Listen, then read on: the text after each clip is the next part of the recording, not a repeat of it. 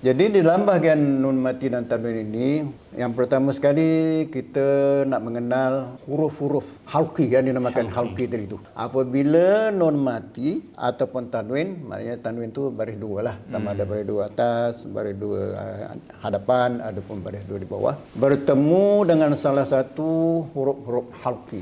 Jadi maksudnya huruf halqi ini huruf yang makhrajnya keluar daripada halqum. Seperti yang pertama sekali huruf hamzah.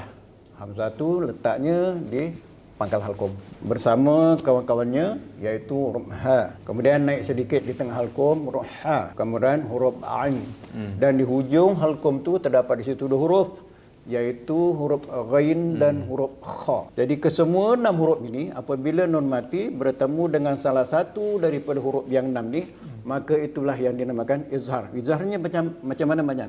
Hendaklah dibaca dengan terang, jelas dan nyata.